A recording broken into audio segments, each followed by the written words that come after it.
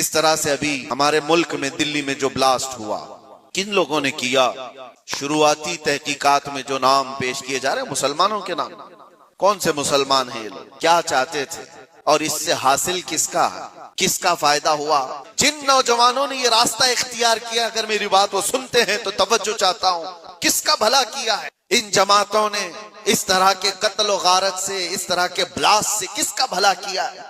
امت کا، اسلام کا، مسلمانوں کا، ملک کا، کس کا؟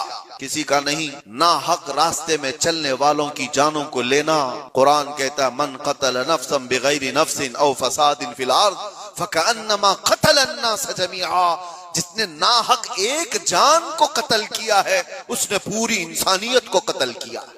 یوں نہیں ہوتا کہ ناحق کوئی بھی راستہ چلنے والے کی جان لے لی جائے اور اس کو کہا جائے کہ یہ جہاد ہے، یہ جنگ ہے، یہ بدلہ ہے، یہ انتقام ہے، ہرگز نہیں۔ میں سخت مذمت کرتا ہوں ایسے تمام گتیویدیوں کا۔ کوئی بھی نوجوان اس طرح کی حرکتوں میں ملوث ہوتا ہے تو جانتے ہیں اس کا نقصان کتنا لمبا ہوتا ہے۔ ان ظالموں نے جو کچھ بھی کیا، چند مہینوں پہلے کشمیر میں جو ہوا تھا، پہلگام میں چن چن کر کے جن لوگوں کو مار دیا گیا تھا، وہ جو سیر و سیاحت کے لیے گئے تھے وہ کس کے دشمن تھے؟ جن کو انہوں نے پکڑ پکڑ کر کے نام پوچھ کر کے مارا وہ کس کے دشمن تھے؟ یا اسلام کے دشمن تھے، مسلمانوں کے دشمن تھے، یا تمہارے قرآن حدیث کسی کی دشمنی کی تھی جن کو پکڑ کے مارا گیا؟ کیا اسلام میں اس بات کی اجازت ہے کہ کہیں پر بھی کوئی گھومنے آئے اور اس کو مار دیا جائے؟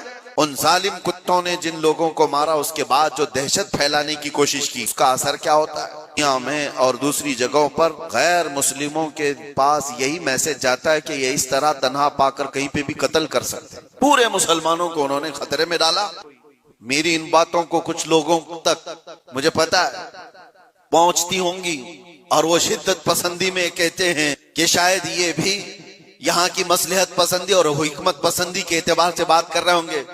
ہم کو یہ ساری مصلحت پسندی کی ضرورت بھی نہیں، ہم کسی کی جی حضوری کرنے کے لیے بات نہیں کر رہے ہیں، ہم بات اس لیے کر رہے ہیں کہ میرے دین پر جب کبھی دھبا لگنے کی صورت آئے تو ہم چیخ کر کے بولیں گے، چاہے وہ ہمارے اندر موجود کوئی منافق ہو، اس کو بھی پکڑ کر کے ہم بے نقاب کریں گے کہ اس کا تعلق میرے مصطفیٰ کی ذات سے ہو ہی نہیں سکتا۔ اس لیے ہمیں بولنا ضروری ہے، چاہے وہ اسلامی نام سے کوئی ملک بھی ہو، پاکستان، افغانستان، عراق، شام، کہیں پر بھی پنپنے والے، ہم سب سے پہلے ٹٹول کر کے دیکھیں گے۔